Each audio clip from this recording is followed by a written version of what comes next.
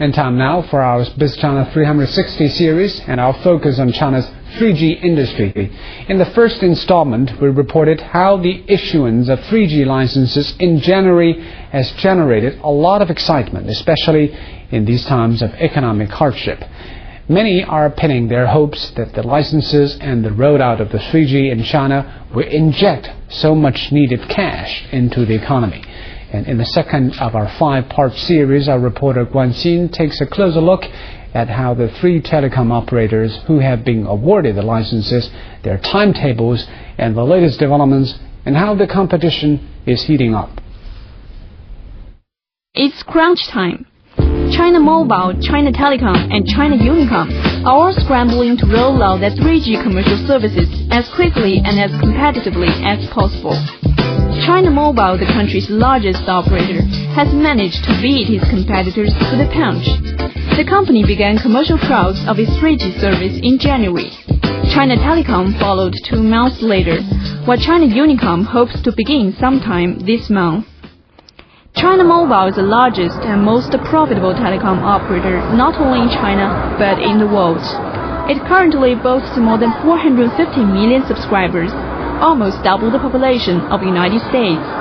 The operator was officially awarded the homegrown TD-SCDMA technology license in January, but had begun building its 3G network in 2008 ahead of the Summer Olympic Games in Beijing. Its first phase of 3G network now covers 10 cities. Full coverage of the whole country is expected by 2011.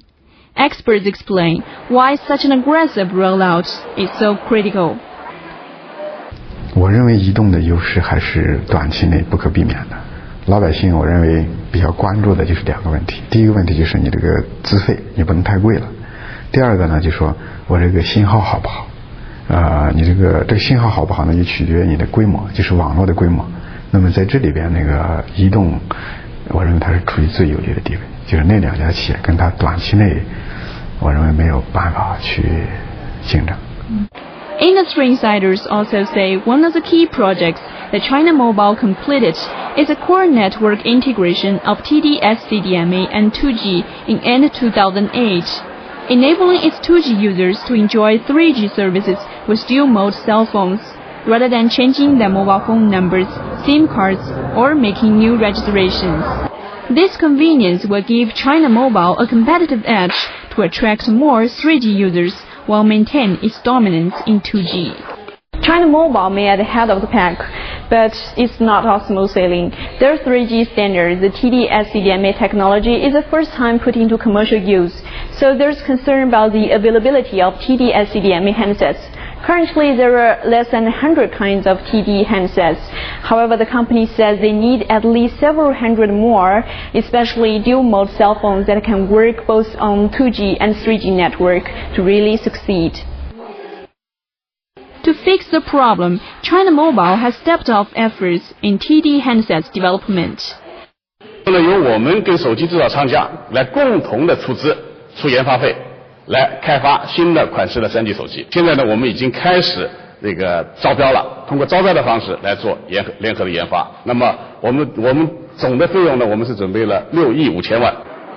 Nokia, the handset maker which holds 37% of China's handset market, says it will launch its first TD-SCDMA handsets in the second half of 2009.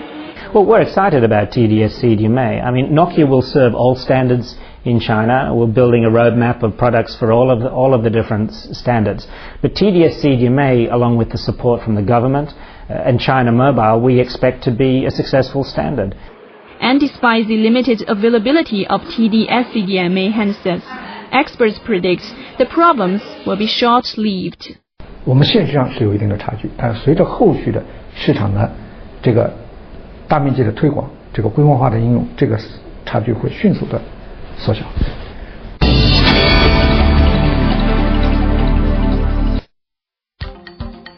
They might be smaller, but they're just as determined. China Unicom and China Telecom, with the other 2 operators, awarded the 3G licenses in January. Combined, they serve around 30% of China's mobile phone users.